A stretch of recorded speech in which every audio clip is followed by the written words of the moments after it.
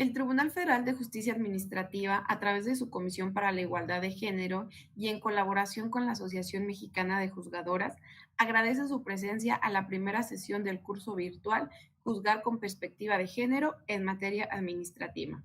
Damos la bienvenida a la magistrada ponente que nos acompaña esta tarde y de quien me permitiré leer una semblanza curricular. La magistrada Carolina Isabel Alcalá Valenzuela es maestra en Derechos Humanos y Democracia en Flaxo, México. Cursó y concluyó estudios de maestría en Derecho Judicial impartida por la Universidad Panamericana y el entonces Instituto de la Judicatura Federal. Cursó y concluyó la especialización en Administración de Justicia en el entonces Instituto de la Judicatura Federal y es magistrada adscrita actualmente al noveno Tribunal Colegiado en materia administrativa del primer circuito en la Ciudad de México. Ha sido ponente en diversos congresos nacionales e internacionales, así como docente y conferencista sobre temas relacionados con los derechos humanos y jurisprudencia en distintas instituciones. Queda en el uso de la palabra la magistrada Carolina Isabel Alcalá Valenzuela para iniciar con el desarrollo de este curso. Adelante, magistrada. Sí, muchas gracias. Buenas tardes.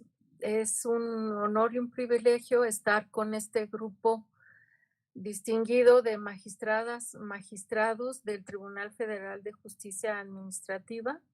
Agradezco profundamente a la magistrada Zulema Mosri y a todas y todos ustedes por participar en este encuentro de gran relevancia por lo que hace a formalizar de alguna manera nuestras tareas de capacitación y formación continua en la obligación institucional de impartir justicia con perspectiva de género.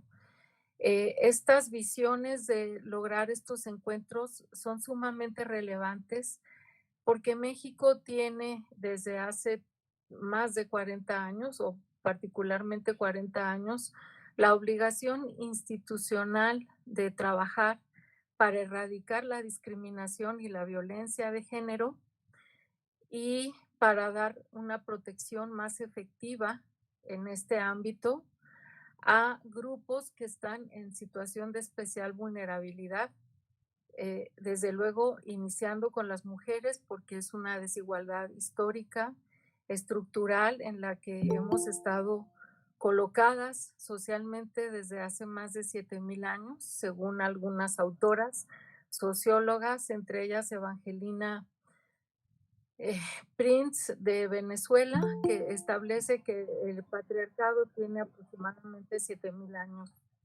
de vigencia en este planeta. Otras autoras como Rita Segato hablan de unos 4,000 o 5,000 años de esta desigualdad estructural a nivel social, a nivel material, formal y estructural, sobre todo para las mujeres. Pero bueno, la perspectiva de género, como bien sabemos, no solo involucra la desigualdad y la desventaja de las mujeres, sino también otros grupos que están especialmente distinguidos como grupos de situación, colocados en situación de vulnerabilidad, pero que no son precisamente mujeres. Ahora, lo que sí está en mayor visión, en el campo de nuestra mayor visión, es precisamente consolidar una estrategia, una forma de trabajar que nos permita visualizar y tomar en cuenta esas desigualdades estructurales a la hora de impartir justicia. Algunas personas dirán que la perspectiva de género no aplica al derecho administrativo. Algunas personas dirán, bueno, es que hablar de violencia de género es situarnos en el campo de los delitos, de las comisiones ilícitas, pero no tiene que ver con el derecho administrativo. Sin embargo, hay autoras como Montserrat Iglesias Lucía de España, que dice precisamente el derecho administrativo es el que tiene la mayor capacidad de prevenir la desigualdad jurídica y de dar las mayores pautas para lograr una igualdad. Precisamente, ¿por qué? Porque hay una transversalidad de la perspectiva de género, de los derechos involucrados en la perspectiva de género, y eso permite precisamente que sea el derecho administrativo el que se ha identificado como la materia donde se pueden lograr precisamente materializar acciones de las instituciones, de los entes gubernamentales que permitan erradicar las asimetrías de género que se presentan día con día en la sociedad y desde luego en el campo de la impartición de justicia. Entonces, si estamos de acuerdo, podemos distinguir primeramente qué es la perspectiva de género, y yo me permito situarme en lo que ha dicho la magistrada Gloria Poyatos de España. Ella habla desde el punto de vista metodológico y dice, ¿qué es juzgar con perspectiva de género? Es una técnica de análisis jurídico. También un análisis visto holísticamente y contextualizado que obliga a los tribunales a adoptar interpretaciones conforme al principio pro persona para dar soluciones equivalentes ante equitativas, ante situaciones desiguales. Finalmente, ella resume, es una técnica para franquear estereotipos de género. Algunas personas sostienen, y yo creo que aquí vamos a tocar un punto muy importante, porque dicen, a ver, existe ya una gran cantidad de cuerpos normativos, de leyes, de ordenamientos, de instrumentos jurídicos internacionales, de criterios que nos dicen que hay igualdad de derechos del hombre y la mujer.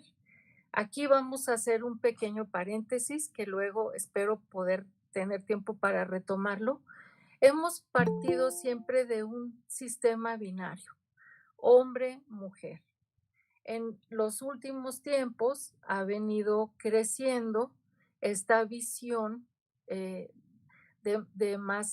más amplia, donde dice, no podemos limitar a cualquier persona, a cualquier ser humano, a que esté precisamente su ubicación, su estatus en hombre o mujer. Hay diversidad de géneros. Algunos estudios sitúan hasta en 32 las clases o calificaciones de tipo o tipos de género. Particularmente conocemos pues lo que viene siendo el homosexualismo o el lesbianismo o la transexualidad o la ubicación transgénero, el cisgénero, el pangénero, etcétera. Pero finalmente la experiencia humana por la cuestión histórica, biológica, psicosocial, pues dice hay hombres y mujeres. Pero bueno, la perspectiva de género es darle cabida a todas estas clases de personas que se colocan en la diversidad sexual y no precisamente que forman parte de este binarismo tan tradicional que nos ha llevado a dar soluciones de alguna manera drásticas o tajantes a muchos de los casos que se nos presentan. Por ejemplo, para podernos situar mejor en el contexto, en el tribunal al que estoy adscrita el año pasado, tuvimos un recurso de revisión fiscal donde un un hombre viudo después de haber contraído matrimonio con otro hombre, venía a reclamar su pensión de viudez en las instituciones de las que conocemos en materia administrativa, en las instituciones de seguridad social que otorgan o conceden pensiones luego de años de servicio y años de cotización para poder obtener la pensión. Y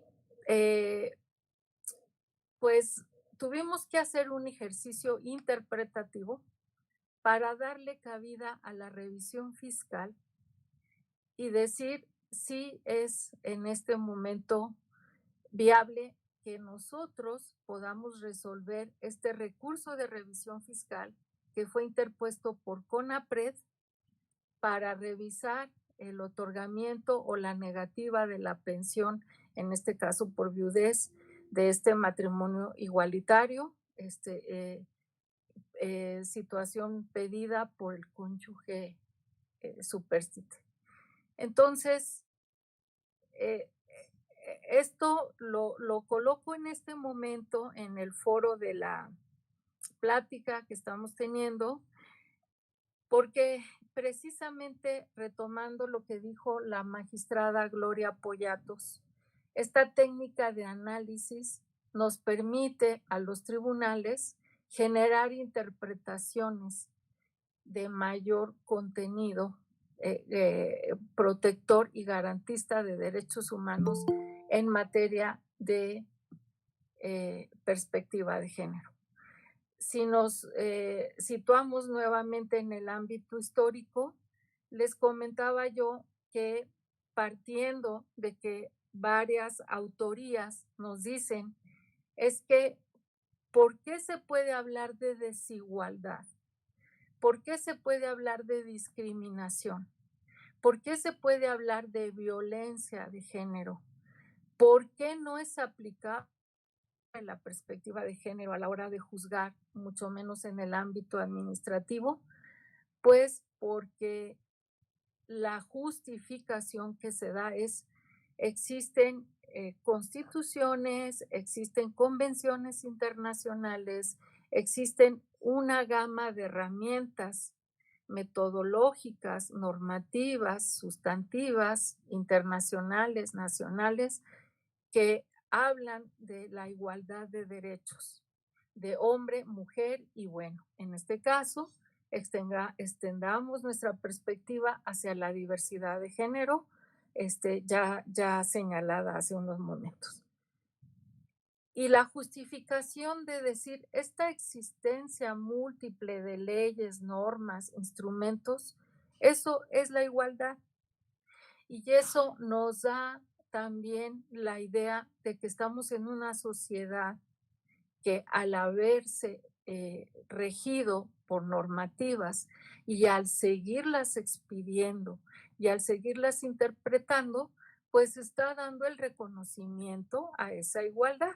Por lo tanto, no existe la necesidad de que tribunales sigan hablando o interpretando los casos, las sentencias, las normas con perspectiva de género porque no es necesaria. La perspectiva de género es ya un hecho, es una realidad, no hay desigualdades, no hay discriminaciones y por lo tanto no es dable aceptar que existe esa discriminación por género, esa violencia por género y que por lo tanto no tenemos por qué estar ocupando nuestra atención sobre estos puntos. Bueno, primeramente, ¿qué podemos decir al respecto?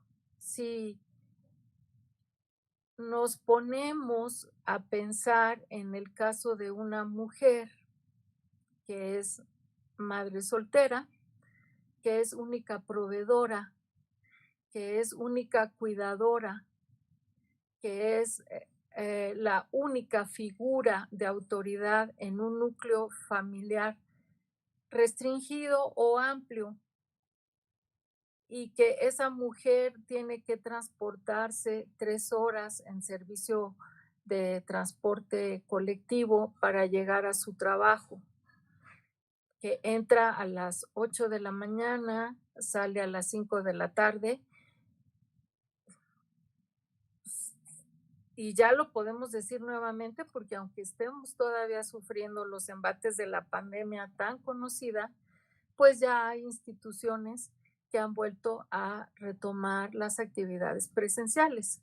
Por lo tanto, sigue vigente este ejemplo de una mujer que tiene que ocupar este tiempo que ya les comenté como madre soltera, madre de hijos e hijas menores de 14 años, por ejemplo, este, que habita en una pequeña casa o en un pequeño departamento, que no tiene con quién dejar a esas niñas y a esos niños que dependen de ella, o que se les deja solos en casa, se les deja en la soledad de la clase virtual o en compañía de hermanas y hermanos a quienes la niña o el niño mayor tienen que cuidar ante la ausencia de la mamá. Estoy hablando de un caso porque se dan. Y estoy hablando de mujeres porque es frecuente ver también este tipo de situaciones.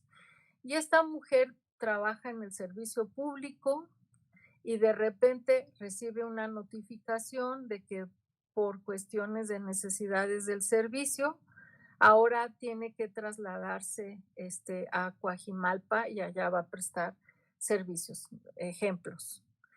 Eh, y esto le repercute en 1 hora más de viaje, en 1 hora más de transporte, en un gasto mayor para poder cubrir el costo del servicio de transporte.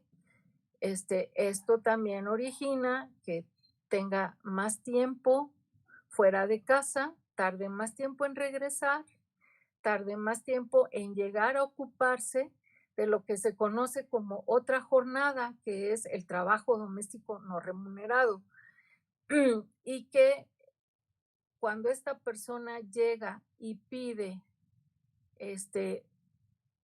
un amparo, por ejemplo, en materia administrativa y dice, ¿por qué me, por qué me cambian de adscripción? ¿O por qué me cambian de lugar de trabajo? Esto a mí me genera muchas mayores complicaciones en mi vida diaria. Y se le contesta, pues porque por necesidades del servicio así se resolvió. Por necesidades del servicio, tú tienes que pagar ahora más por tu transporte público, tienes que pagar más por la comida que consumes fuera de casa, porque ya no te va a dar tiempo de prepararla para salir con ella a tu trabajo. Y pues casi, casi da gracias de que tienes trabajo, ¿verdad? Este, Esto creo que nos puede mover a reflexionar sobre la situación desigual de mujeres. Si agregamos a esto que esta señora no tiene eh, un ingreso más o menos suficiente para cubrir las necesidades de ella y de su familia, si además tiene que acudir al ISSSTE a recibir el servicio médico y los servicios de seguridad social, o tiene que llevar, en su caso, a una madre o a un padre que están integrados a su núcleo familiar ampliado, si tiene que pagar por fuera los costos de una prueba COVID, por ejemplo, porque en el ISSSTE no hay, las pruebas o los reactivos, o no está en funcionamiento el laboratorio, o le dan una ficha para que acuda dentro de 3 meses o un mes, situaciones que sabemos que ocurren. ¿Qué le podemos decir a esta mujer cuando acude a pedir justicia administrativa? No le podemos decir, pues es simplemente una decisión que la autoridad que está a cargo, con la que estás tú subordinada, pues tiene esas facultades de tomar esa decisión, ¿sí? Y pues tú, como parte subordinada, con esa relación administrativa que tienes con esa entidad policial, porque estamos hablando de una mujer que trabaja en la cuestión administrativa, no de seguridad pública, pues nos dice, yo no puedo, no puedo costear todo esto. Las prestaciones que recibo no me permiten hacer frente a este tipo de situaciones extraordinarias. Y en ese contexto, yo pregunto respetuosamente, ¿estamos en una situación igual de esta mujer frente a un hombre que puede ser padre, también soltero, o que tiene el apoyo de su familia, o que tiene que trasladarse igual 3, 4 horas para llegar a cumplir su jornada diaria? ¿Hay alguna situación que nos ponga ahí ante la perspectiva de que hay una diferencia estructural y cómo debemos resolver en uno y en otro caso? Es, es una llamada a pensar y a reflexionar sobre cada caso y cómo tenemos que resolver. Eh, perdón, perdón, para mí creo que es muy importante la interacción, si ustedes así también lo quieren desarrollar. Es, a mí, pues, perdón que lo diga así, bueno, yo estoy aquí invitada, muchas gracias por recibirme.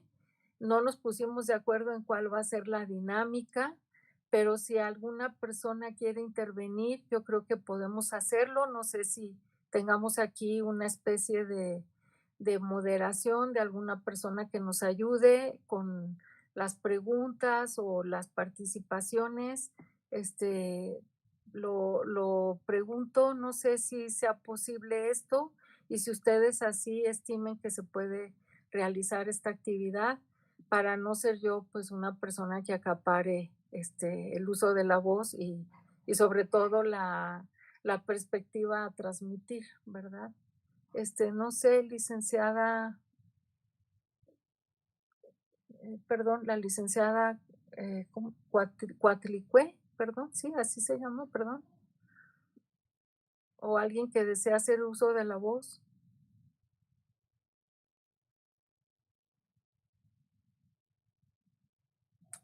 Bueno, este, entonces, bueno, a la hora que gusten participar, nada más no alcanzo a ver a todas las personas en pantalla, pero si usan el micrófono, con mucho gusto. Ahora, ¿cómo nos podemos situar en el marco conceptual para actuar en la impartición de justicia con perspectiva de género? Primero que nada, sí es dable afirmar que existe discriminación y violencia de género por estas situaciones estructurales históricamente dadas que perpetúan una desventaja de las mujeres y de otros grupos de la diversidad sexual frente al grupo de los hombres. No se trata aquí de atacar, sino de contextualizar qué es lo que ha ocurrido. Tradicionalmente los gobiernos, como ustedes saben, como bien sé yo, han sido ejercidos desde hace miles de años por hombres, por reyes, por emperadores, por soberanos, por jefes militares, por jefes vencedores, por tribunos, por califas, por shahs, por infinidad de designaciones que pueden recibir. Pero en pocos contextos hemos visto la participación de las mujeres en estos actos de gobierno. Si nos situamos en Roma, en Grecia, clásicas, pues la actividad pública de las mujeres estaba destinada a ser propiamente cortesanas para el grupo político dominante y para estar en el ámbito privado destinadas a la actividad de reproducir la especie humana. Como les comenté al inicio, esto lo dicen sociólogas y sociólogos. Hay libros que nos pueden servir para ahondar en este tipo de temas. Entre ellos hay uno que habla de 5,000 años de patriarcado. Si gustan, yo después les puedo enviar una reseña con esta bibliografía.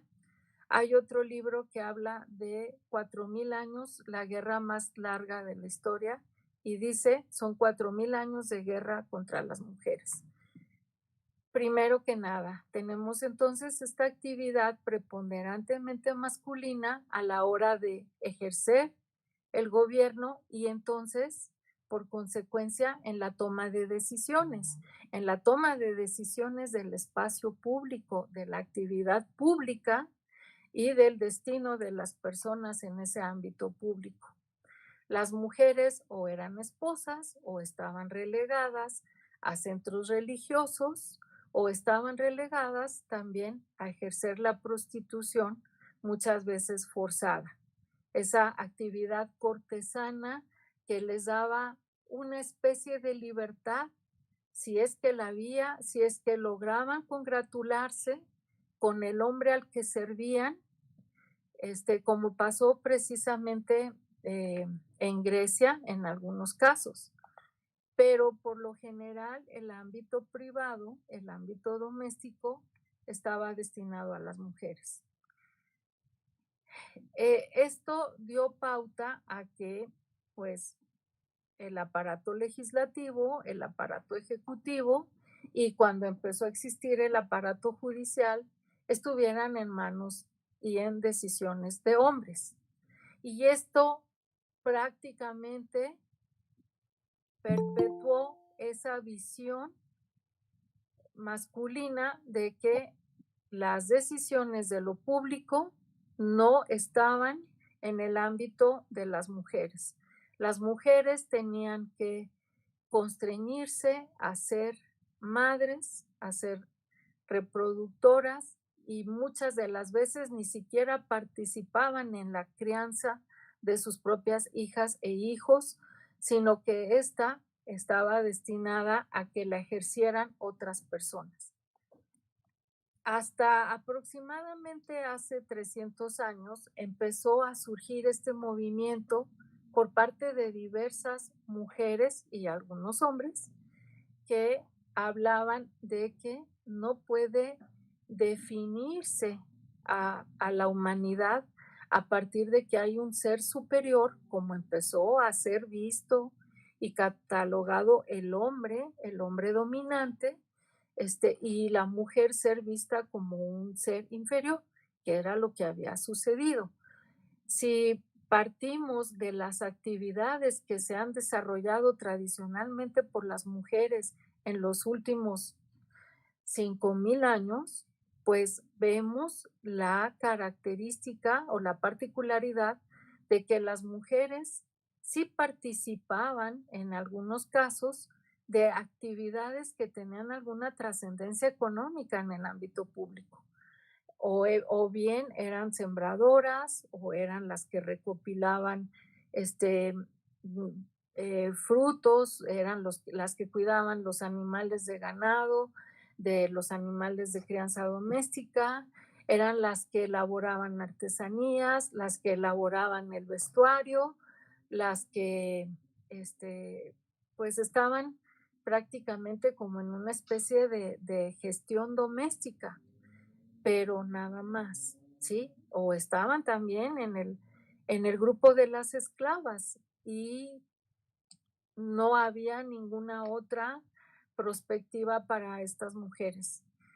Hace aproximadamente 300 años, con algunas excepciones, como Sor Juana Inés de la Cruz, que empezaron a ir a la escuela o que empezaron a aprender a leer y a escribir, porque eso también estaba prohibido para las mujeres, empezaron a reflejar estas inquietudes de por qué las mujeres no podemos hablar, no podemos decidir, no podemos determinar qué rumbo va a tomar nuestra vida, porque el hecho de casarnos, casarnos incluso contra nuestra voluntad, casarnos en minoría de edad, no está en nuestras decisiones.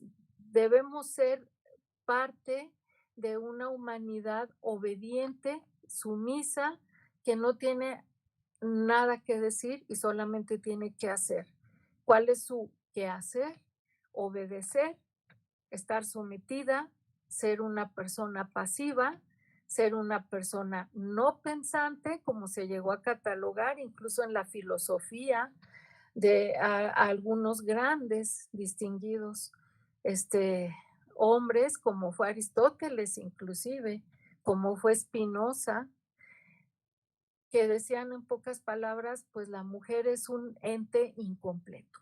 La mujer no nos sirve de nada, solamente llévala a tu cama para que te dé hijos e hijas. Y los hijos son los que van a heredar este dominio, este poder. Las mujeres van a seguir en casa, siempre en la actividad para la que fueron creadas, reproducir y tener alguna actividad relacionada con esta crianza de hijos e hijas. Aparece por allá en el siglo XVII, en el siglo XVIII, una serie de escritos, de manifiestos de autoras.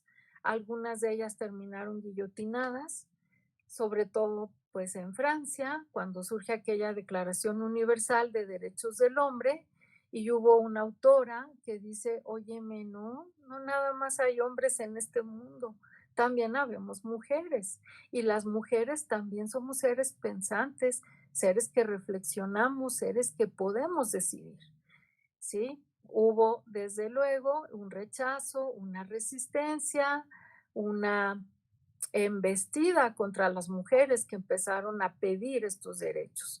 Esto, como bien sabemos, se ha ido prolongando hasta hace aproximadamente 100 años, cuando surge esta nueva corriente de darle y reconocer a las mujeres el derecho al voto. Apenas estamos celebrando 100 años de eso el año pasado, allá un país de los que luego no conocemos, de los que luego no hablamos, dice, yo le voy a dar el derecho de voto a las mujeres en mi territorio. Y a través de estos últimos 100 años, la lucha por la igualdad de derechos ha sido la constante de muchos grupos feministas y de muchos grupos que ven, aceptan y reconocen que las mujeres en general, hablo de las mujeres por este aspecto del binarismo, pero bueno, ahora que también ya empezamos a incorporar, y digo empezamos en pleno siglo XXI, a incorporar a los grupos de la diversidad de género, pues también a estos grupos hay que reconocerles y sobre todo reconocerles esos derechos que son inherentes a la persona humana. La Constitución de México, a partir de 2011, como sabemos, sufre un cambio radical en reconocer e incorporar en el artículo primero constitucional la igualdad y la prohibición de no discriminación. Y esto pues vino a sentar un cambio radical en nuestras percepciones y en nuestras actuaciones jurídicas. Sin embargo, aún con este artículo primero constitucional, debemos decirlo, seguimos las mujeres y los grupos de la diversidad sexual en situación de desigualdad y en situaciones de discriminación. ¿Esto por qué se da? Pues porque seguimos conservando inmersos e inmersas en las tradiciones en las que fuimos creciendo, que nos fueron, que se nos inculcaron, que nos fueron dadas en la niñez, en la juventud, en la adolescencia, en nuestra formación universitaria. Y ahora romper con esos esquemas es lo que está generando también muchas resistencias y muchas violencias que se reproducen a diario en las diversas instituciones de México. ¿Qué podemos hacer en primer término? Pues primero, reconocer que existen esos patrones sociales, perdón, socioculturales de discriminación que están arraigados en la sociedad desde hace siglos. Hemos advertido que las instituciones con este trato desigual no han dado el reconocimiento de los derechos a las personas que son diferentes a un hombre. Y eso es lo que tenemos que ir modificando, cambiando y erradicando con nuestras resoluciones. Por eso, ACNUR, por ejemplo, ACNUR hace tiempo emitió un documento que dice, vamos a situarnos en que hay una discriminación contextual contra las mujeres y esa discriminación viene dada formalmente, materialmente y estructuralmente. Y aunque hablemos de que existen múltiples instrumentos jurídicos nacionales e internacionales, todavía nos falta armonización de estos derechos y de esta perspectiva de género en el contenido de esos ordenamientos normativos, de esos ordenamientos sustantivos y de esos ordenamientos procesales.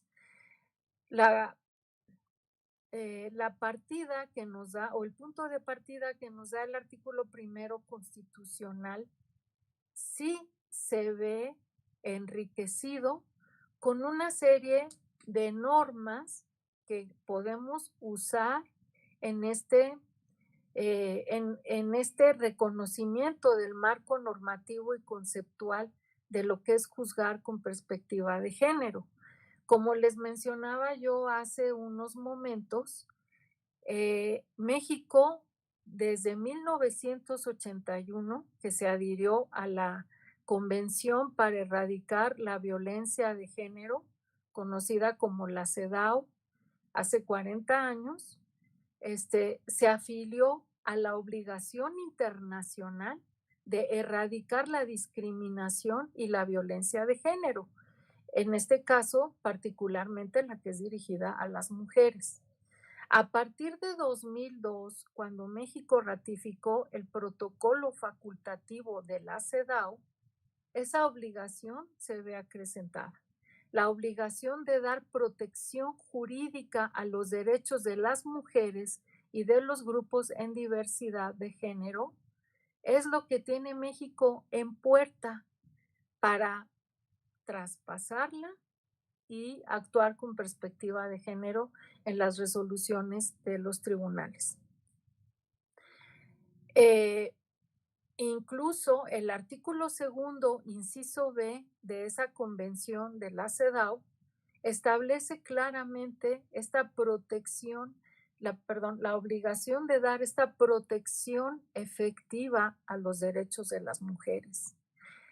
De manera que podemos advertir que este artículo primero constitucional que nos sirve de punto de partida, de base esencial, está permitiendo la interacción con otros grupos de instrumentos y de herramientas que nos van a dar esa visión de erradicar los patrones socioculturales de discriminación, donde podemos advertir que México fue efectivamente condenado a nivel internacional por la prevalencia y la práctica de estos patrones socioculturales de discriminación por parte de las autoridades, por parte del sector público, por parte de la administración pública en contra de las mujeres. Bueno, pues tenemos algunos casos específicos que vienen resueltos por la Corte Interamericana en contra de México como Estado parte y como Estado responsable de violación de derechos humanos de las mujeres, aunque también hay casos ya de responsabilidad internacional decretada por la Corte Interamericana para otras personas en diversidad de género. Eh, en este último punto, parto del caso Atala Rifo contra Chile, una jueza que fue perseguida y sancionada administrativamente por el Poder Judicial de Chile en atención a su orientación. Ella era lesbiana, primero se casó, es rápidamente un recordatorio muy breve, se casó con un hombre, tuvo hijas y después de un tiempo que se divorcian, ella admite o reconoce que es una persona lesbiana, se une en pareja con otra mujer y a partir de esta unión vino una serie de ataques personales, familiares e institucionales por haber sido ella quien se colocó en la situación de admitir que era una persona, que es una persona lesbiana. Es una persona que afortunadamente vive y que además tuvo que soportar la persecución judicial porque ella era jueza en Chile. ¿Sí? Fue separada del cargo, le fueron atribuidas varias responsabilidades administrativas, hasta que la Corte Interamericana emite una resolución en contra de Chile y lo declara responsable por violación de los derechos humanos de esta mujer. En el caso de México, ¿qué tenemos que tomar en cuenta? Bueno, pues primeramente México ha aceptado ya la competencia contenciosa de la Corte Interamericana. Las resoluciones de este tribunal interamericano son obligatorias para las autoridades de México, cualquier autoridad. Y entonces, ¿qué fue lo que sucedió, por ejemplo, en el caso conocido como Campo Algodonero contra México? Sentencia de 2009, espero no estar equivocada por la fecha, contra México. Uno de los aspectos más importantes que esta sentencia interamericana estableció en contra de México fue la existencia de patrones socioculturales de discriminación contra las mujeres. ¿Cuál fue ese caso de Campo Algodonero? ¿Por qué fue emblemático? Pues por la trascendencia de que se nos coloca por primera vez en el ámbito internacional como un país netamente violador y transgresor de derechos humanos de las mujeres. Este caso, como bien recordamos, viene de la desaparición de 3 mujeres, una de ellas de 20 años, otra de 17, otra de 15 o 16, o sea, menores de edad, que en Ciudad Juárez, con esta actividad tan socorrida de acudir a pedir trabajo a las maquiladoras, pues un día salen de casa, van a trabajar a la maquila, no regresan. Las personas que estaban en sus familias, sus familiares, acuden a presentar denuncia de desaparición, acuden a pedir el apoyo de las autoridades para localizar a estas mujeres y enfrentaron estos rasgos y estos sesgos de discriminación porque se les dijo pues que eran mujeres que seguramente se habían ido, que se habían volado, que se habían ido con el novio, que andaban por ahí de fiesta, pues que ellas estaban buscando, como quien dice, una libertad, más bien tirándole a una libertad sexual, una libertad de decisiones y pues que había casi que respetar la decisión de estas niñas y de esta joven de 20 años, pues que simplemente habían decidido desaparecer. Todo el tiempo que se perdió, todas las negativas que se enfrentaron por parte de las autoridades ministeriales de Procuración de Justicia, concluyeron en un resultado sumamente trágico, dramático, que fue el hallazgo de las osamentas, que además particularmente parece que no son propiamente las que pertenecen a quien en vida eran estas mujeres que desaparecieron. Pero les fueron entregados los cuerpos a estas familias, que no vieron ninguna situación de respaldo, de protección por parte de las autoridades, a pesar de que estamos hablando de que también estaban inmersas en este caso niñas menores de 18 años. La Corte Interamericana estableció parámetros muy claros. México es un país de patrones socioculturales de discriminación en contra de las mujeres. Y estos patrones socioculturales de discriminación tienen que ser erradicados. No podemos resolver ningún caso donde esté involucrada una mujer con esa perspectiva de decir, es una prostituta, es una mujer de la calle, es una mujer cualquiera, ella propició que se la robaran o que la secuestraran, ella lo provocó, ella lo decidió. Si no advertimos estas desigualdades hasta en un aspecto que damos por hecho, que damos por sentado en nuestras vidas, como es salir a trabajar. Una de estas niñas estaba queriendo ahorrar para su fiesta de 15 años, así de sencillo.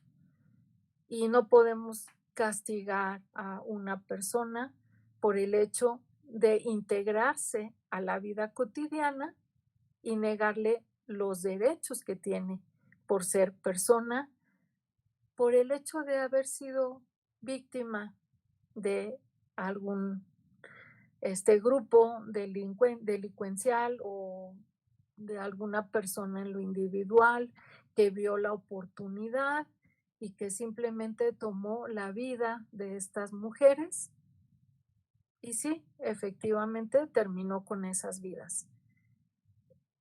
Esto se concatena con otras resoluciones de la Corte Interamericana. El caso de Valentina Rosendo, el caso de Inés Cantú, de Inés Fernández, perdón, de Inés Fernández, de Valentina Rosendo, que recordemos también brevemente, fueron mujeres violentadas sexualmente por elementos del ejército mexicano en Guerrero. Una de ellas fue atacada por 4 hombres, la otra parece que fue atacada por 6. El delito de estas mujeres, una de ellas estaba lavando sola en el río, una menor de 17 años, que ya tenía una hija de meses de edad, y la otra víctima de violación por parte de elementos del ejército mexicano era una mujer que estaba en su casa dándole de comer a sus hijos y a sus hijas cuando llegaron los elementos del ejército. Los militares irrumpieron en su casa, le preguntaron por su esposo, cobijados en que estaban haciendo labores de investigación y que al parecer el esposo de esta señora estaba señalado como sospechoso, participante de algunas actividades delictivas. La señora es monolingüe, igual que la niña de 17 años que estaba lavando en el río. No entendían muy bien el español en el que les hablaban los elementos militares, no pudieron contestar, no pudieron justificar su presencia en el río, aunque estaba ahí el bulto de ropa, no pudieron justificar porque no sabían de el paradero de su esposo y tomaron los elementos militares la decisión de violarla sexualmente en ese momento, en el entendido de que la violación sexual en muchos de los casos viene a ser utilizada como un arma de sanción o un arma de represión y por consecuencia un arma que estigmatiza a las mujeres y se les dice en un mensaje, yo soy más poderoso que tú, yo soy superior a ti y tú me debes obediencia y tú me debes sumisión. Y tú, en pocas palabras, debes entender que el que manda aquí soy yo, ¿sí? No quiere decir esto que todos los hombres y todos los elementos militares actúen así, pero lamentablemente estos son los casos que están llegando a la Corte Interamericana en contra de México. Y digo lamentablemente porque aun cuando existe el principio de subsidiariedad en las resoluciones en el ámbito jurídico interno de México en relación con la Convención Interamericana, pues los tribunales no hemos dado la respuesta efectiva que se requiere para proteger estos derechos que han sido transgredidos. Por eso, ante la falta de un marco efectivo, de un marco jurídico que sea eficaz para lograr proteger y en su caso resarcir o reparar las violaciones cometidas, pues no hay otro remedio que acudir ante las cortes internacionales y quedar entonces en el historial de las resoluciones de la Corte Interamericana como un país que sigue siendo transgresor de los derechos humanos en estos casos de mujeres. Para cerrar el círculo de resoluciones contra México en el ámbito de la Corte Interamericana, pues tenemos el caso Alvarado Espinosa y el caso Selva Gómez, Mujeres de Atenco, contra tortura sexual cometida por el Estado mexicano. Estas dos resoluciones son de finales de 2018 y también culminaron con condenas en contra del Estado mexicano por seguir ejerciendo este tipo de violencias en contra de las mujeres. En el caso Alvarado Espinosa hubo también, lamentablemente, la desaparición de un joven, de un hombre, pero fueron 3 personas desaparecidas en desaparición forzada en el estado de Chihuahua y pues no se dio con el paradero, fueron fuerzas de seguridad pública las que se hicieron de estas personas, las aprendieron, las sacaron de sus casas, se las llevaron y nunca más aparecieron. A pesar de que incluso la Corte Interamericana, por primera vez en el caso Alvarado Espinosa, había determinado medidas de protección o medidas cautelares en favor de estas 3 personas desaparecidas y de sus familias. En el caso de mujeres de Atenco, 11 mujeres de Atenco, en contra de la tortura sexual del Estado mexicano, pues si recordamos los hechos, hubo una manifestación en, en Atenco, Estado de México, que fue reprimida por fuerzas policíacas.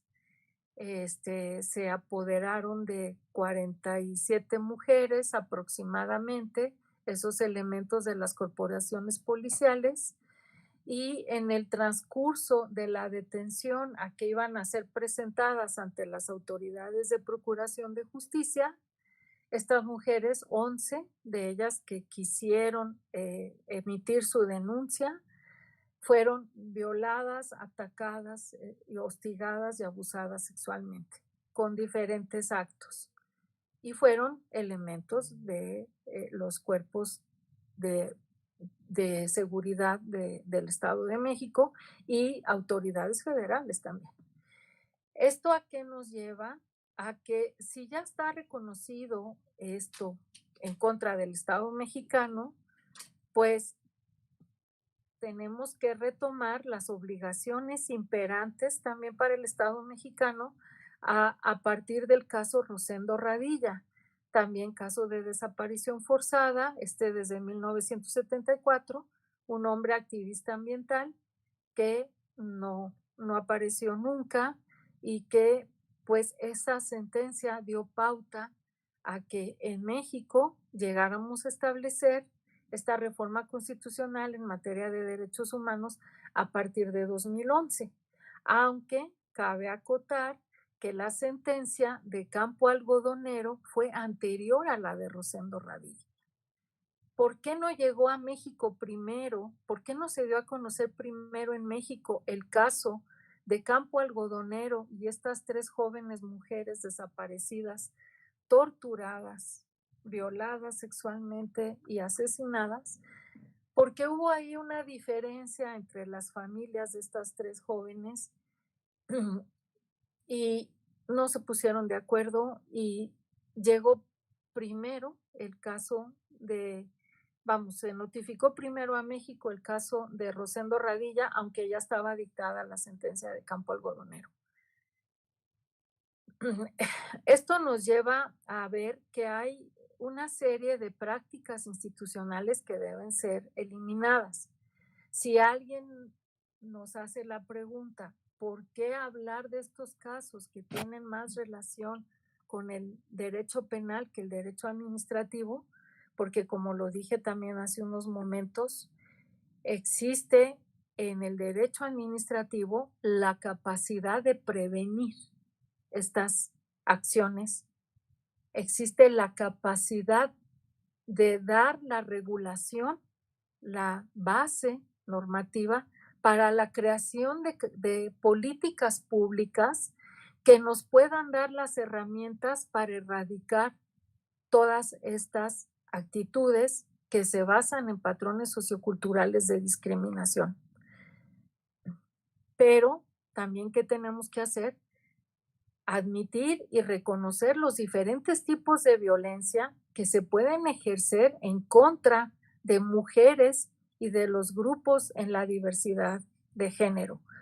¿Cuáles son ese tipo de violencias? Pues está la violencia sexual, ya sabemos en qué consiste, la violencia psicológica, la moral, la económica, la ginecobstetra, pero también está presente y muy arraigada, desgraciadamente, la violencia institucional, la violencia simbólica y la violencia mediática. Y estas 3 formas de violencia también pueden irrumpir y viciar nuestra visión como intérpretes jurídicos y llevarnos a actuar en resoluciones, pero actuar con sesgo de género. Y eso es de lo que debemos cuidarnos, porque primeramente, pues nuestra ética, nuestro compromiso institucional es servir a la sociedad, servir a las personas a través del respeto, la garantía, la promoción y el reconocimiento de sus derechos humanos. Y las mujeres, como los grupos en diversidad de género, también tienen esos derechos. ¿Por qué hablé de violencia institucional? Porque desgraciadamente está presente, como les dije, dentro de las propias instituciones y esto permea hacia el exterior de las instituciones, en este caso de los tribunales. Dentro de nuestros tribunales, aunque no nos guste aceptarlo, aunque sea doloroso, hay violencia institucional, hay violencia simbólica y hay violencia mediática en contra de las mujeres y de los grupos en diversidad de género. ¿Cuál es la violencia institucional? Pues es la violencia que se ejerce desde las propias entidades e instancias del Estado.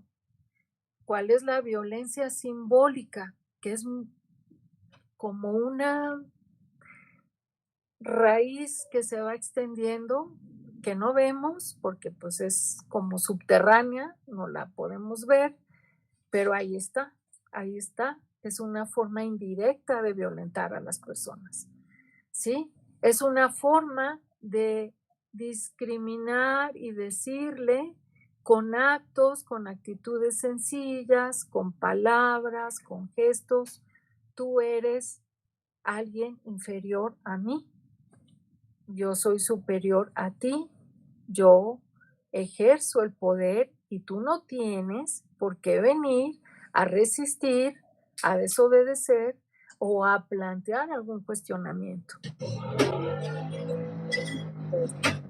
palabras tienen que coincidir con y la violencia Perdón, magistrada. Les pedimos por favor a las personas que nos acompañen si pueden silenciar sus micrófonos para no interrumpir a nuestra ponente.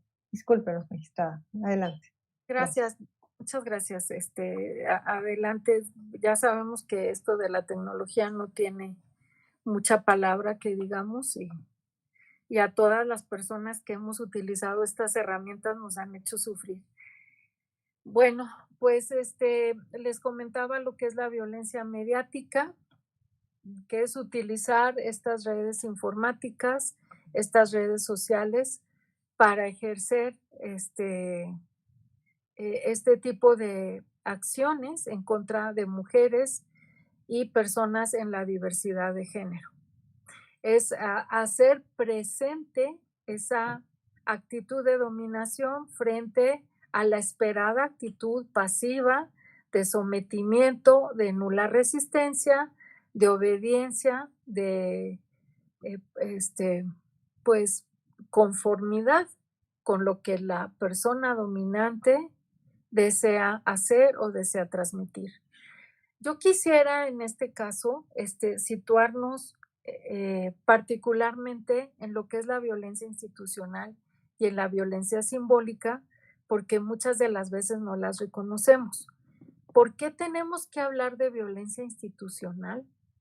Porque si a las mujeres juezas, a las mujeres magistradas, a las secretarias de proyectos, a las secretarias de acuerdos, a las actuarias, a las oficiales, a las personas que hacen labores administrativas, no les reconocemos los derechos que tienen por ser personas, por ser mujeres, porque hay un ámbito de protección reforzada, hablando en términos jurídicos, para las mujeres.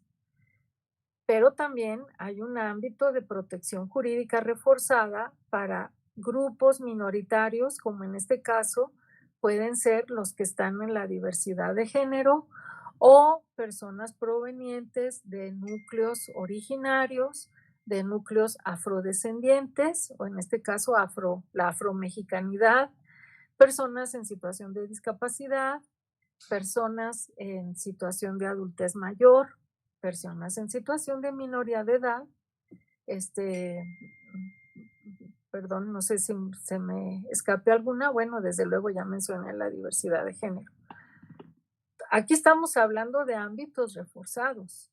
Si en el interior de nuestras instituciones no respetamos estos derechos, transgredimos esos ámbitos de protección reforzada, creo que podemos señalar con justa razón que estamos incumpliendo con el mandato del artículo primero constitucional y entonces no sé si tengamos la objetividad para dictar resoluciones donde estamos precisamente resolviendo sobre los derechos de una persona justiciable.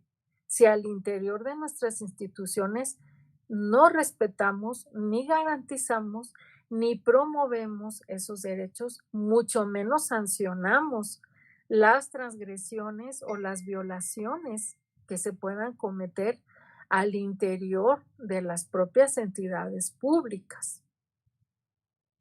Por otra parte, si no reflexionamos sobre estos puntos, tenemos siempre el riesgo de invisibilizar los derechos de las personas que se nos están acercando para pedir justicia. Yo sé que podemos decir, bueno, en el ámbito de las contrataciones públicas, ¿cómo puedo ejercer la perspectiva de género? En el ámbito de las licitaciones, ¿cómo puedo ejercer la perspectiva de género? En el ámbito de la responsabilidad patrimonial del Estado, ¿cómo puedo ejercer la perspectiva de género?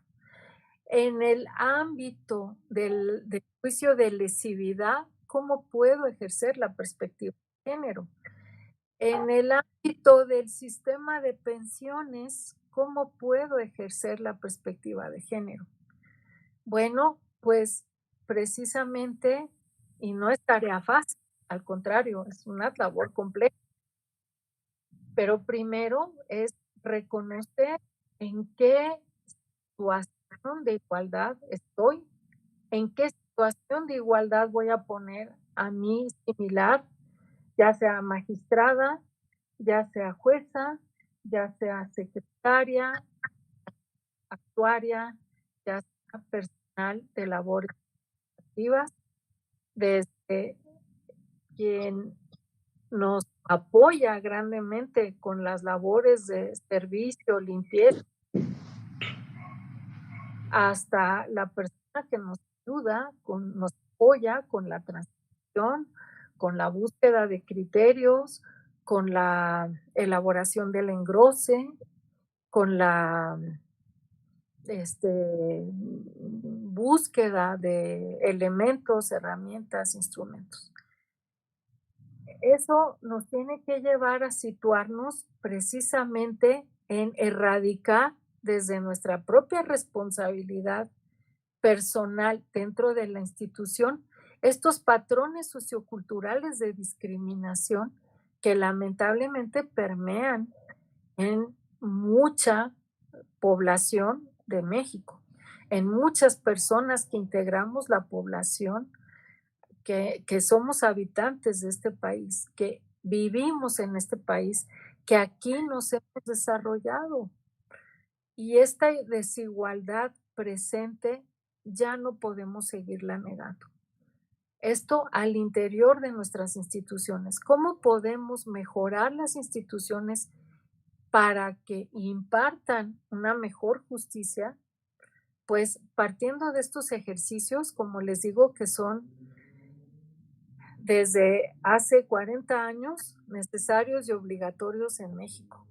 Desde el momento en que México queda inmerso en el contexto internacional de las obligaciones en materia de discriminación, en materia del deber de eliminar la violencia de género, como les dije, a partir de 1981, desde ese entonces estamos ya con la obligación de llevar estas directrices a nuestro propio actuar antes de elaborar, formular una reflexión jurídica que nos lleve a emitir una resolución.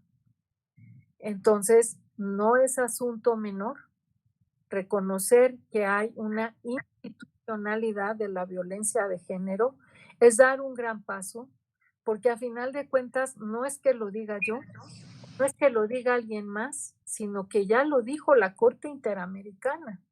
Y creo que no necesitamos que nos siga reiterando esa calificación un tribunal internacional. Creo que la puesta en marcha para eliminar la violencia de género en todas sus presentaciones está primeramente en nuestra propia conciencia individual, en nuestra propia ética de ser personas servidoras públicas y en nuestra propia ética de juzgadoras y juzgadores. Alguien dice, es que yo no dicto sentencias, yo nada más transcribo. Ah, es que yo hago un proyecto, pero yo finalmente no lo apruebo. Bueno, en todas estas actividades debe estar presente esta conciencia de que México tiene la obligación, México, y entonces hablo de toda persona, y de toda persona hablo de toda autoridad, ¿sí? Y toda autoridad está obligada también en términos del artículo primero constitucional que ya vimos. Igualdad, sí, no discriminación, prohibido. Y la no discriminación la podemos multiplicar en muchos actos de violencia, inclusive simbólica. El darle una palmadita a nuestra compañera, lo hiciste muy bien, me convenciste. No, o sea, somos personas en igualdad de obligaciones, de deberes, de responsabilidades y de derechos, ¿sí? Decir que una mujer, porque debate, porque establece controversia, porque emite opiniones informadas, eh, quizá a veces que rayan en el ámbito de lo subjetivo, la hace una persona inferior que está desempeñando las mismas actividades, estamos incurriendo en violencia y es violencia de género. Desde luego, hay otros tipos de violencia, como la violencia política, que bueno, creo que ahorita en este caso, pues la podemos tener presente, pero no es el mayor tema de nuestra conversación. ¿Por qué insisto en esto? Porque debemos tener en claro que los instrumentos jurídicos existen, las herramientas existen, la metodología para aplicar la perspectiva de género existe y ahora tenemos que dar el paso es que definitivamente no solo a conocer esas herramientas, sino a traerlas a nuestra labor jurisdiccional y aplicarlas. Podemos, como ya mencioné, recordar que tenemos la Constitución Federal en sus primeros 29 artículos, aunque por ahí andan dispersos uno que otro derecho en el resto del texto constitucional. Tenemos la Convención Interamericana, tenemos las resoluciones de la Corte Interamericana. Tan importante ha sido la perspectiva de género en las resoluciones de la Corte Interamericana que debemos congratularnos porque hace aproximadamente 2 semanas la Corte Interamericana emite una nueva actualización de su cuadernillo de jurisprudencia número 4, que es vertebral en la perspectiva de género para México. ¿Cuál es ese cuadernillo de jurisprudencia número 4 de la Corte Interamericana? Es una recopilación total y exacta de las sentencias que ha emitido la Corte Interamericana donde se aborda algún tema que tiene relación directa con violaciones a derechos humanos en perspectiva de género. Y entonces, si ustedes abren ese cuadernillo número 4, podrán advertir de todo lo que nos habla. Derechos de mujeres indígenas, derechos de las mujeres en conflictos, que además siempre tienen un impacto diferenciado. Los efectos de los conflictos bélicos, de los conflictos armados, de los conflictos de guerras civiles internas, impactan con mayor dimensión, mayor magnitud y siempre negativamente, impactan más a las mujeres y a los grupos en situación de diversidad de género que a los hombres. Por ahí en alguna ocasión, perdonen que lo diga, un hombre se enojó porque yo hice un comentario de que las guerras las crean los hombres y las guerras las pelean los hombres. ¿Qué te pasa? ¿Qué no ves? Pues si ustedes nunca han intervenido, ahí han estado en su casa muy a gusto, ustedes no participan, pues qué fácil decir eso, o sea, la ofensa no la vi por ningún lado, pero así la tomó él, ¿sí? ¿Cómo quieren que los hombres no vayamos a pelear? Que no se te olvide que los hombres mueren en mucho mayor porcentaje que las mujeres en las guerras. Momento, no tenemos estudios que avalen esta última afirmación.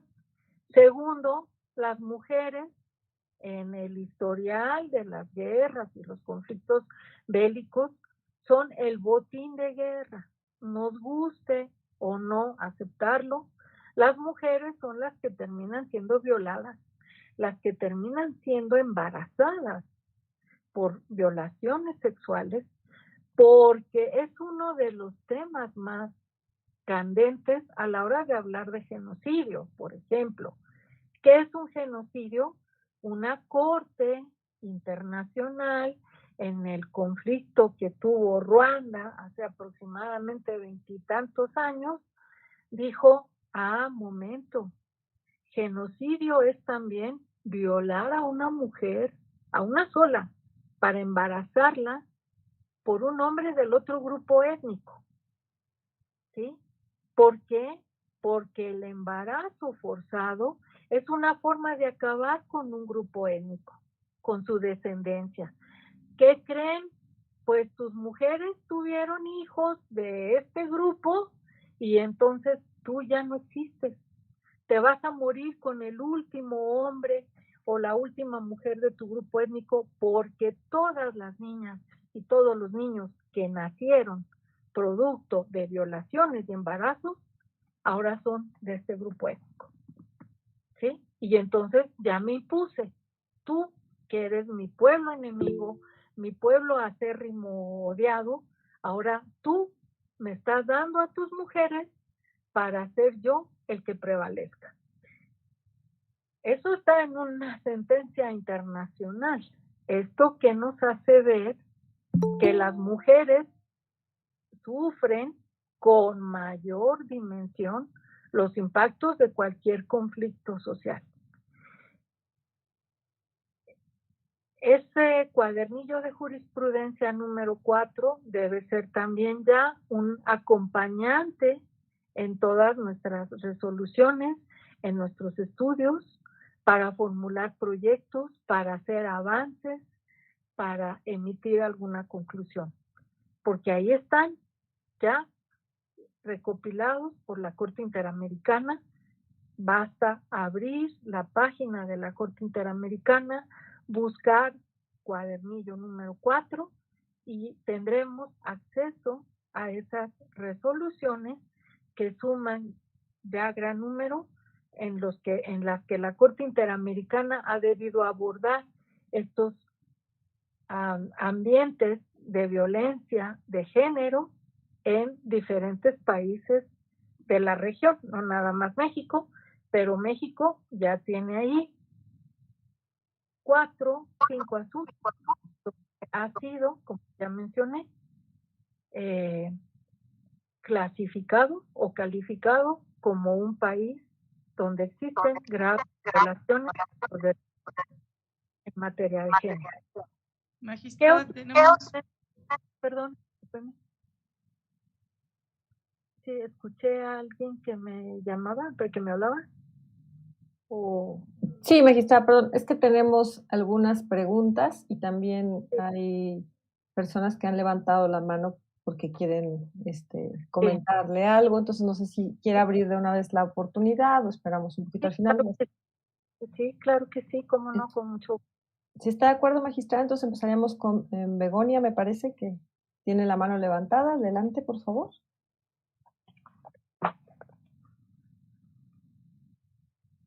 Adelante, Begonia.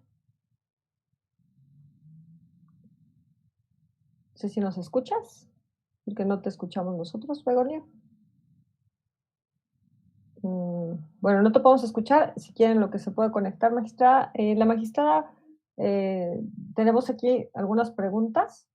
¿Cómo no? Bárbara Templos Vázquez nos pregunta, primero la felicita por su exposición y la pregunta es si en su opinión, si un servidor público comete acciones de hostigamiento sexual dentro de la institución pública en la que labora y con motivo de su cargo, si para usted sería viable que las víctimas, después de que se reconociera que el violentador en efecto cometió esas acciones en su perjuicio, podrían hacer valer una responsabilidad patrimonial del Estado en contra de dicha institución en la que laboraba esta persona violentadora. Es una pregunta muy interesante, muy interesante. Primero que nada, tendríamos que analizar con todo respeto cuál es el sistema que se tiene en el tribunal para detectar, investigar procesar y sancionar este tipo de conductas. ¿Sí? ¿Y cuál fue el procedimiento que se siguió? Una vez establecida la sanción, hay que conocer qué es lo que alcanza o abarca esa sanción.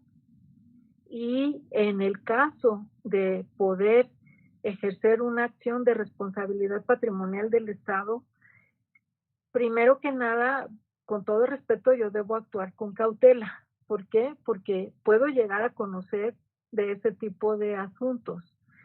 Pero si me pregunta a mí en lo personal, creo que sí podría haber una acción de ese tipo. Porque tendríamos que ver, primero, como ya dije, cuál es la sanción que pudo llegar a materializarse, a imponerse una vez llevado a cabo el procedimiento disciplinario correspondiente, porque esto entra en el ámbito del derecho disciplinario, administrativo disciplinario, independientemente de las responsabilidades penales que puede haber. Pero si la sanción no llegara a ser efectiva y suficientemente reparadora, creo que habría, sí, una posibilidad de analizar la procedencia de una acción de responsabilidad patrimonial contra el Estado. ¿Sí? Sí, magistrada. ¿Por qué? Porque, miren, está visto que una persona que es víctima de violencia sexual, cualquiera que sea su género, sobre todo cuando está en un ámbito institucional, de verdad sufre muchos trastornos y muchas afectaciones.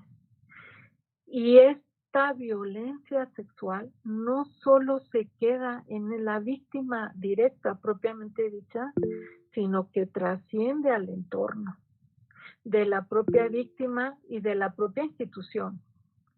Entonces, de por sí, algunos tipos de acciones y conductas ilícitas merecen sanciones reforzadas cuando se trata de personas que prestan servicio público, pues también debe verse con la misma magnitud la reparación y en su caso la responsabilidad del Estado en este caso.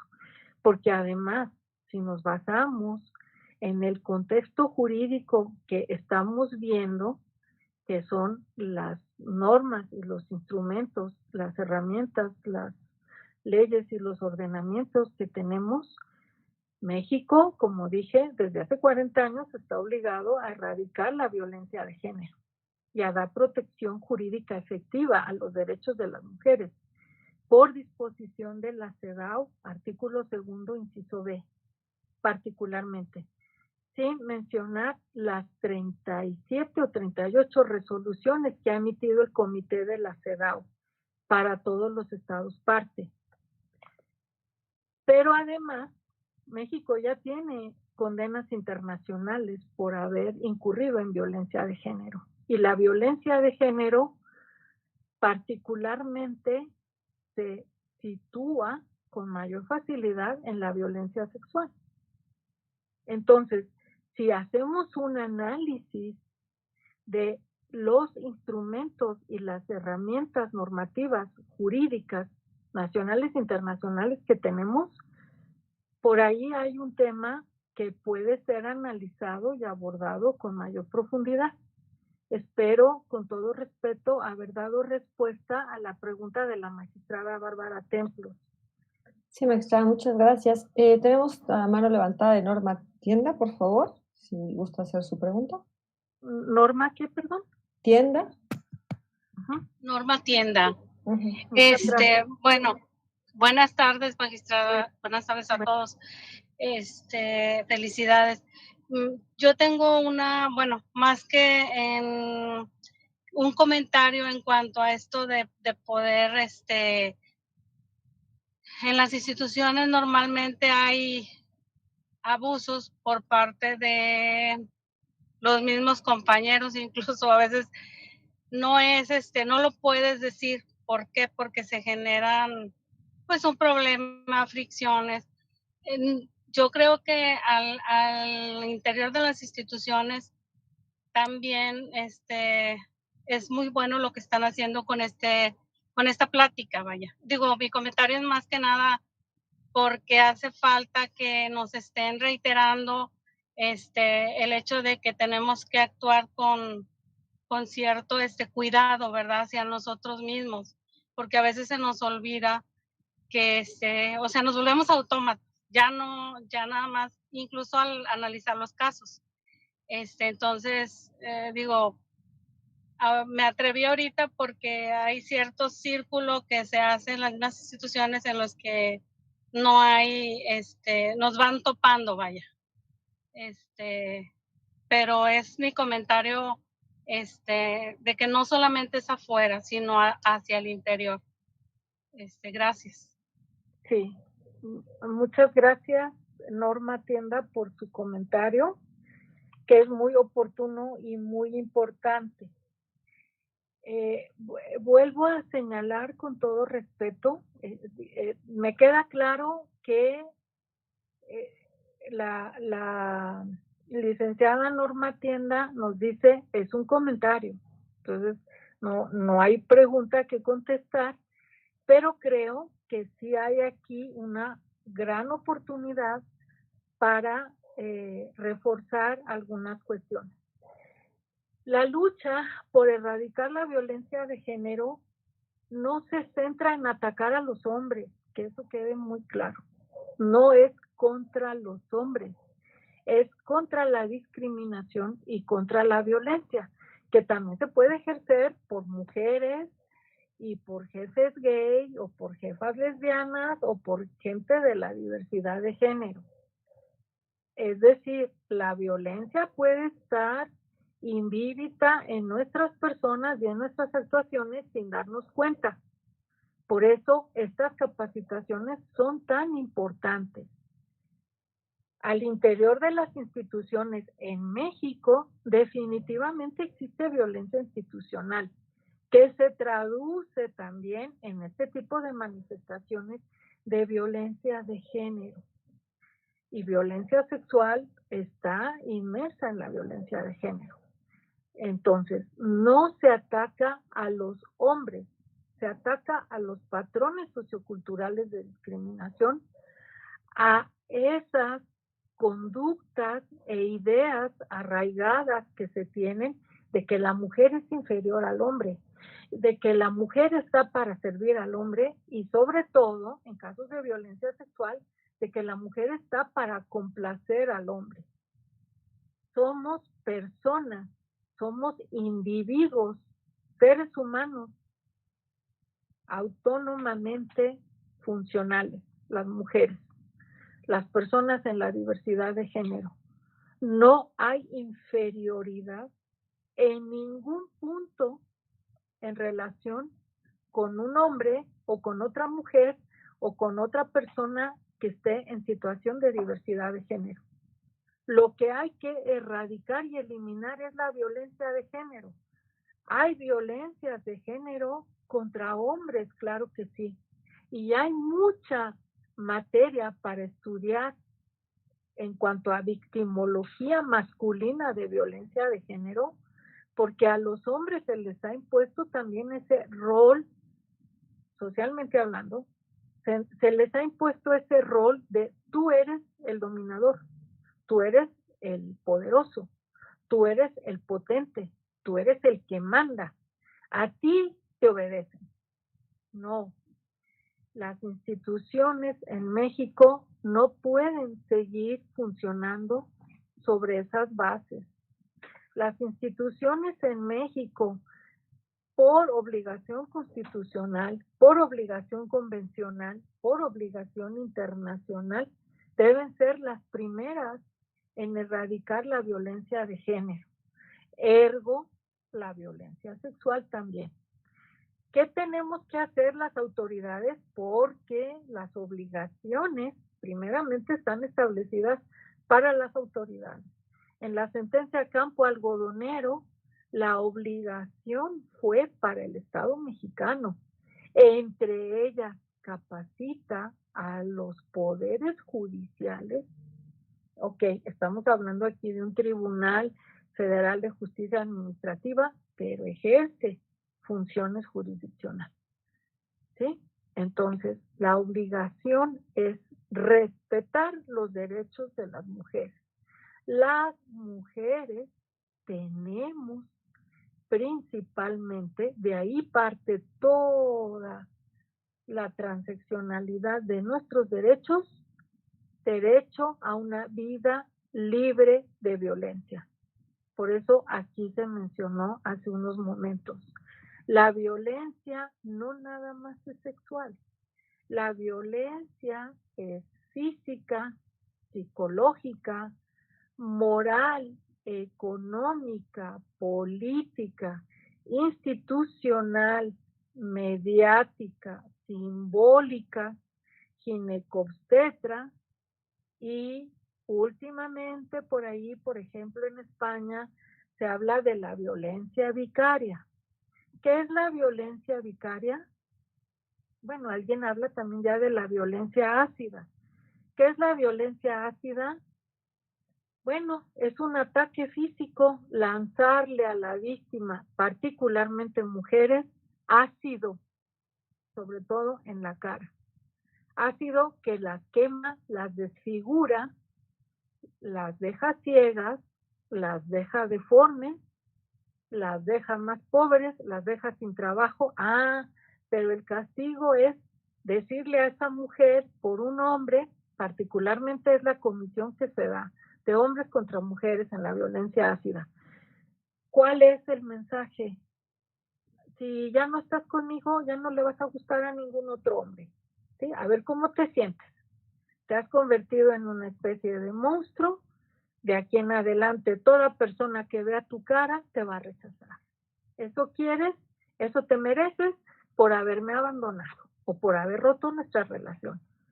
¿Sí? Precisamente hoy nos dieron a conocer la noticia de que hay 30 mujeres en México, las conocidas, que por situación de haber vivido violencia ácida, están pidiendo mayor intervención de las autoridades y sobre todo reparación.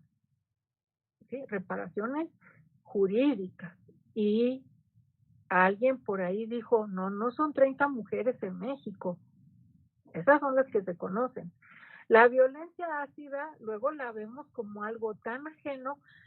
¿Por qué? Porque se practica sobre todo en países donde está presente el islamismo o la ley sharia, etcétera, ¿sí?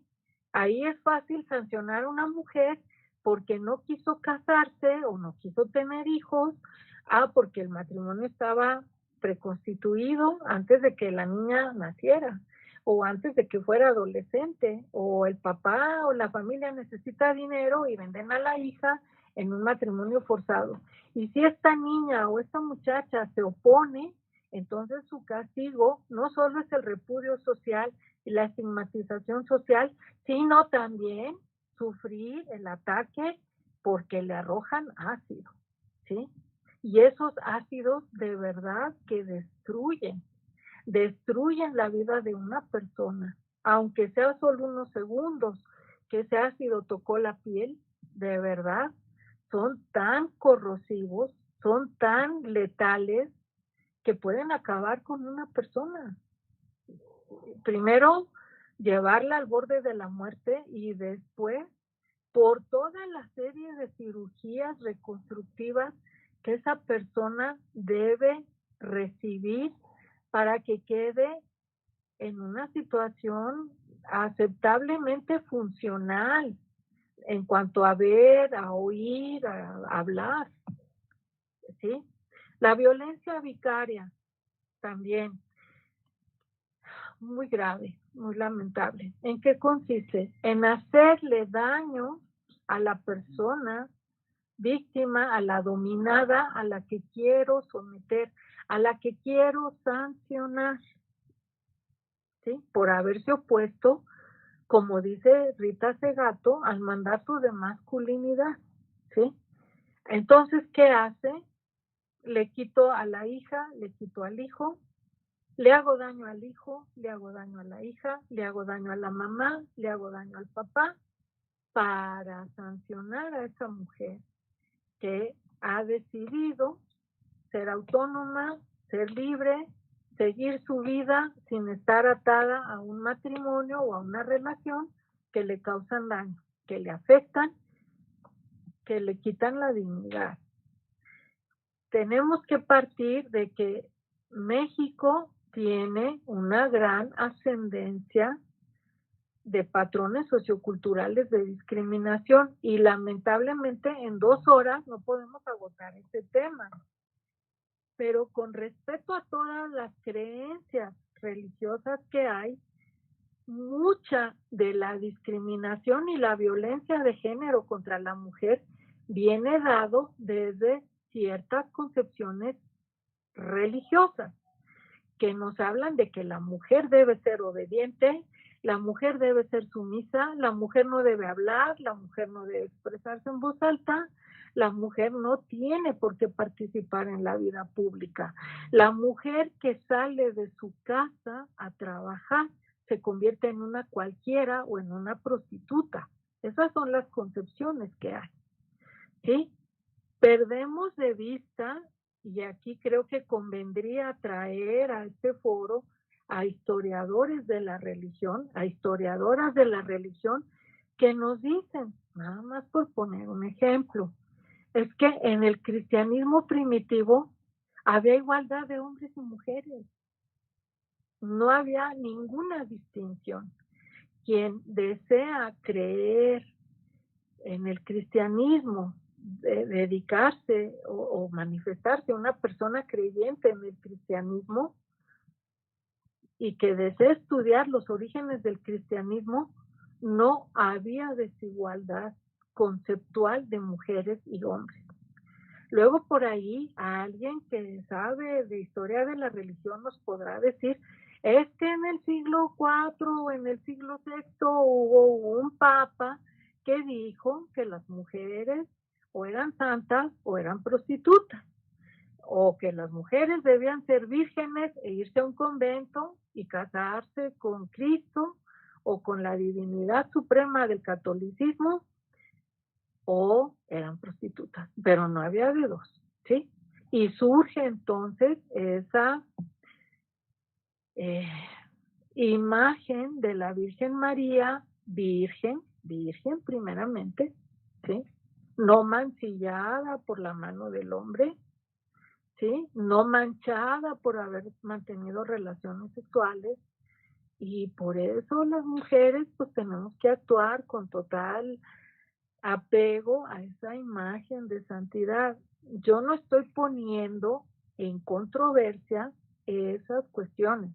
Estoy diciendo que han servido como base para que muchas mujeres sean castigadas todavía actualmente en el siglo XXI por ser mujeres, por querer ser libres, por querer ser autónomas, por querer tomar sus decisiones, por decidir sobre sí mismas, su cuerpo, su proyecto de vida, su sexualidad. Y eso es algo que tenemos que aceptar. Por eso dije, las mujeres, los hombres, los grupos en diversidad de género, tenemos derechos humanos por ser personas. Después viene una diferenciación en ciertos derechos.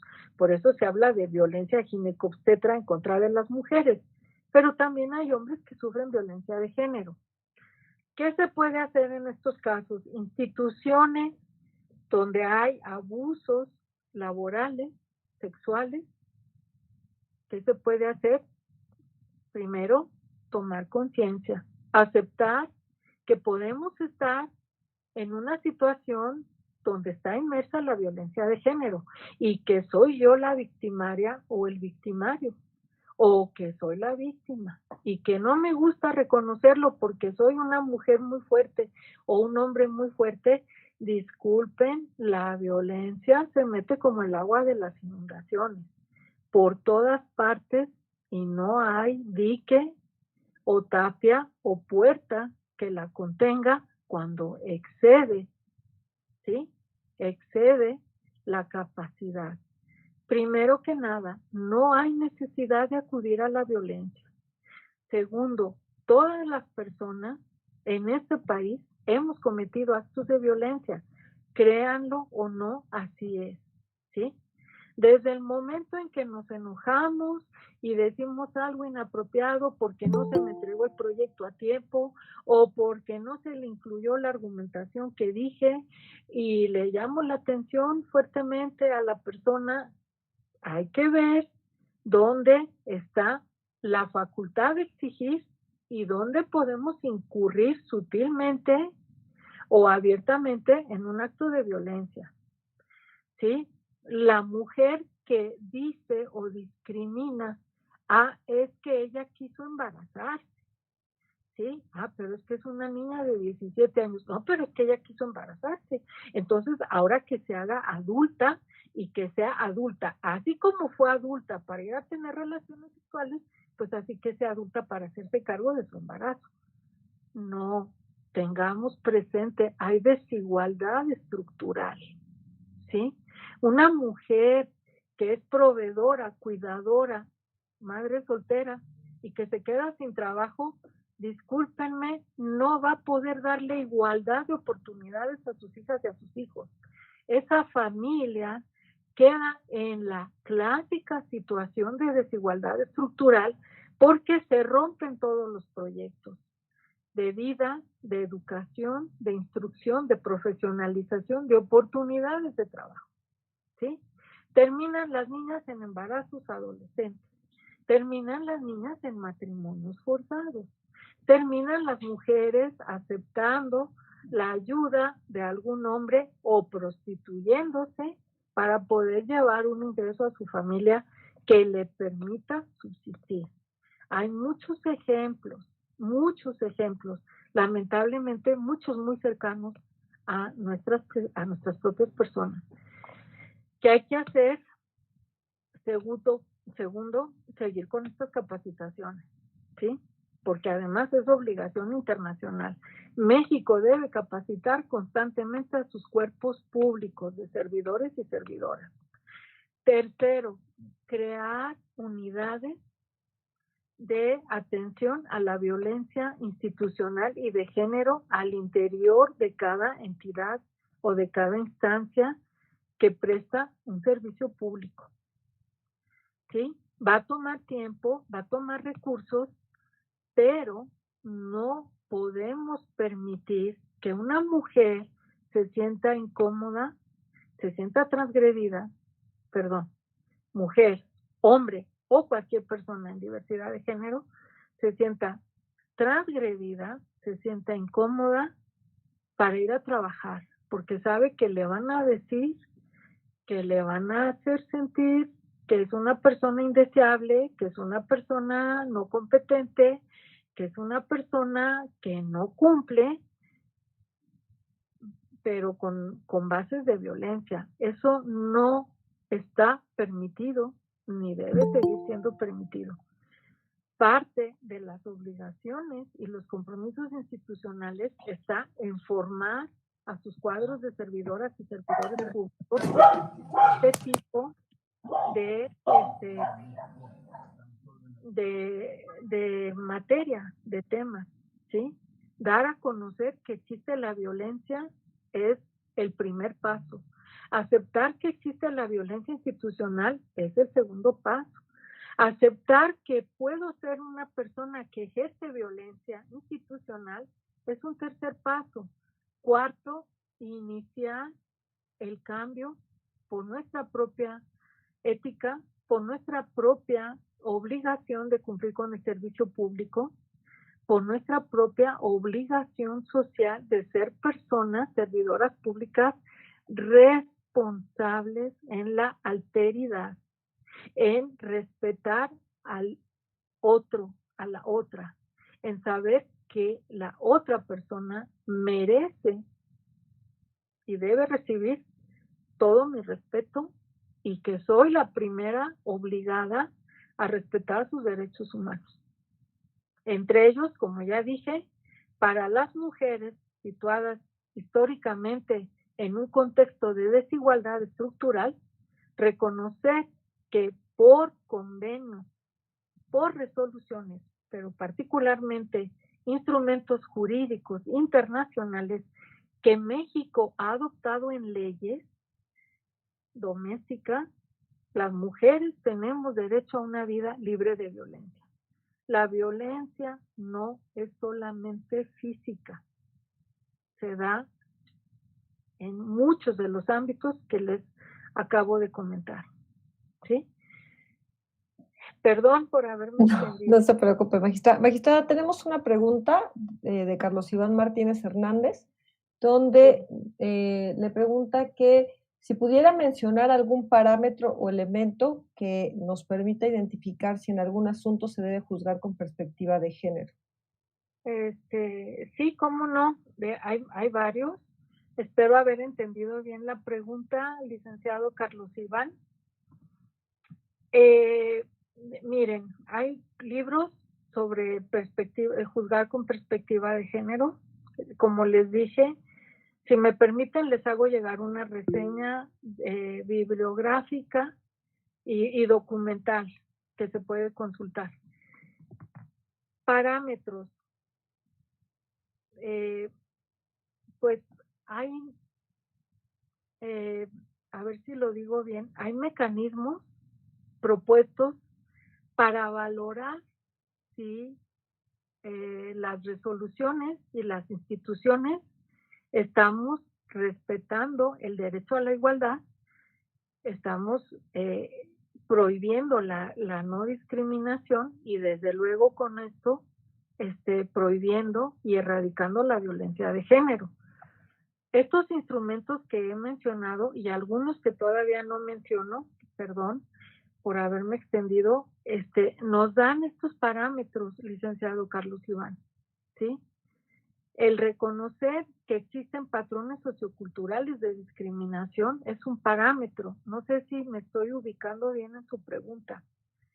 El reconocer que la Corte Mexicana, la Suprema Corte de Justicia de la Nación, tiene un protocolo, es un documento muy importante, también recientemente actualizado, para personas juzgadoras que intervienen en casos que involucran la perspectiva de género.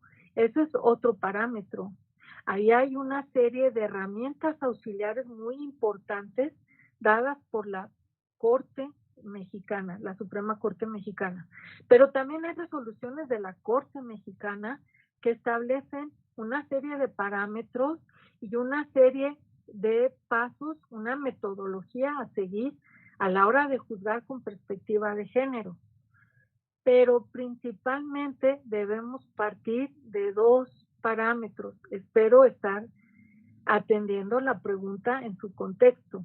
Primero, la igualdad y la no discriminación es el primer parámetro, la primera base, ¿sí? Pero esta igualdad debe ser vista desde el punto de vista de reconocer, y no es una imposición de mi parte, reconocer que las mujeres y los grupos en situación de diversidad de género sí están ubicados en una desigualdad estructural. Hablando formal, material y jurídicamente. Y desde luego estructuralmente, valga la redundancia. Segundo, que la obligación de las autoridades, sobre todo en materia de impartición de justicia, deben actuar con perspectiva de género. No es una moda, no es un texto que de repente nos resulte atractivo, bonito o interesante, es una obligación constitucional e internacional para las autoridades mexicanas. ¿Sí? Ese es el segundo parámetro. Tercero, reconocer y saber que podemos ser agentes de cambio y ser promotores y promotoras de la eliminación de la violencia de género. Si la he ejercido, empecemos a actuar para no seguirla ejerciendo, para no seguirla replicando. Por eso, vámonos a la ley general del acceso a las mujeres a una vida libre de violencia. Hay una ley de igualdad de hombres y mujeres. Hay una ley de trata de personas, hay una ley de víctimas, hay ordenamientos, y todos estos son elementos que nos van dando un panorama general de lo que es la violencia de género.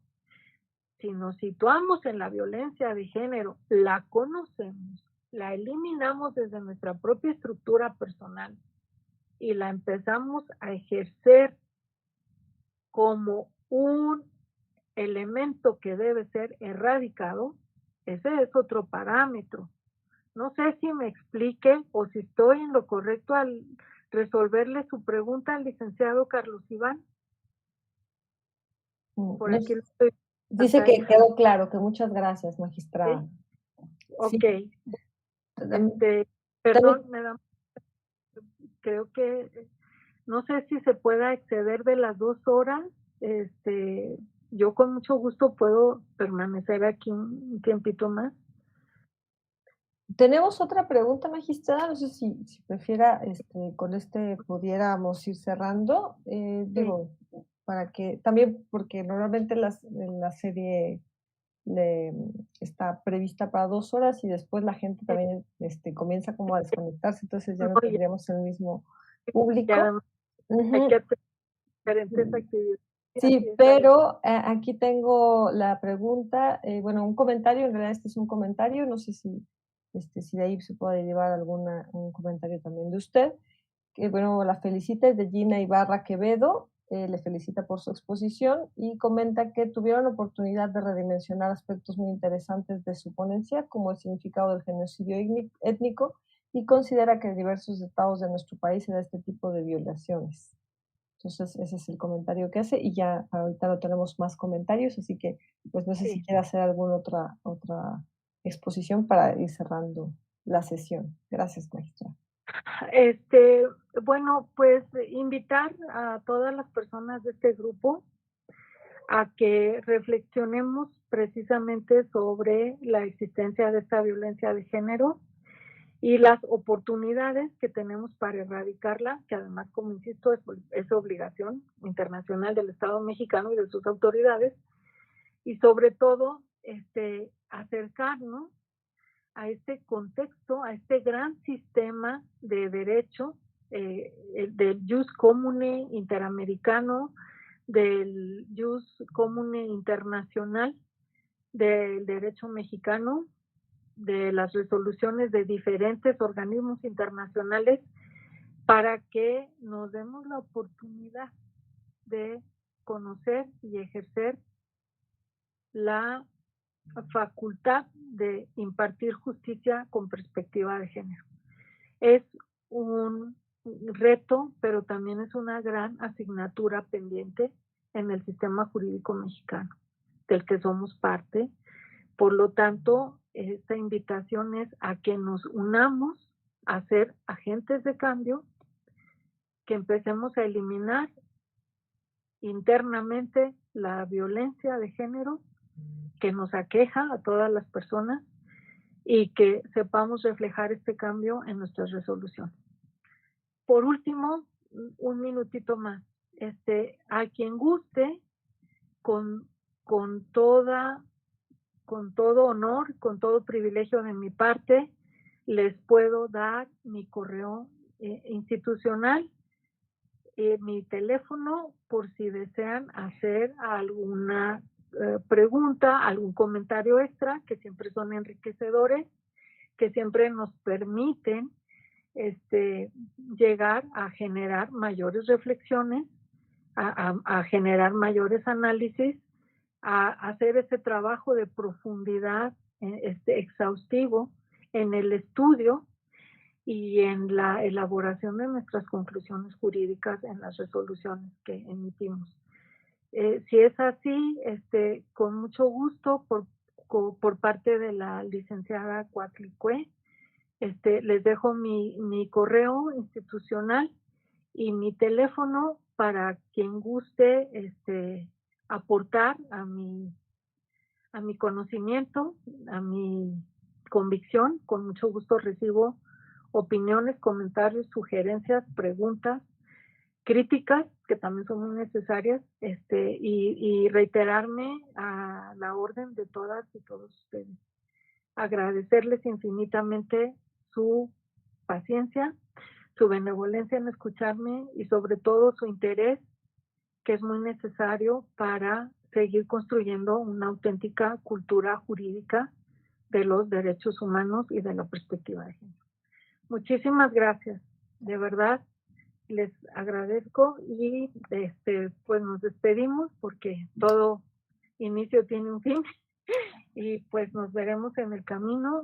Me reitero a sus órdenes personal e institucional. Muchas gracias. Muchísimas gracias, magistrada. Y me gustaría, en nombre del Tribunal Federal de Justicia Administrativa, ¿no?, a través de su Comisión para la Igualdad de Género, hacerle llegar o compartirle a usted, lo que estoy aquí tratando de proyectar, un reconocimiento que, pues en nombre de esta institución, le hacemos a usted justamente por su participación. Le agradecemos muchísimo que nos haya apoyado con esta primera sesión del curso, ¿no? A la magistrada Carolina Isabel Alcalá Valenzuela, ¿no?, por impartirnos la primera sesión del curso Juzgar con Perspectiva de Género en Materia Administrativa, y agradecemos a las personas también que nos hayan acompañado, y les reiteramos que el día de mañana tendremos la siguiente sesión, o la segunda sesión, que es la parte práctica, y que será impartida por la magistrada Miriam Lisbeth Muñoz Mejía en una primera parte, y en la segunda parte, ya con el caso práctico concreto, por la jueza de distrito Berta Patricia Orozco. Entonces esperamos que mañana nos puedan acompañar y agradecemos nuevamente a la magistrada. Nos despedimos de todas y todos ustedes. Muy buenas tardes. Nada más le quiero comentar que les haré llegar una reseña bibliográfica y documental de los instrumentos jurídicos que se pueden utilizar para este tema. Muchas gracias. Excelente, muchísimas gracias. Y también reitero que, como había comentado la magistrada, si ustedes están interesados en que les comuniquemos su correo electrónico, como ella lo manifestó, o su teléfono, háganoslo saber al correo de la comisión, que es comisión.igualdad@tfjfa.gov.mx, y con todo gusto les haremos llegar los materiales que la magistrada nos va a proporcionar, así como sus datos.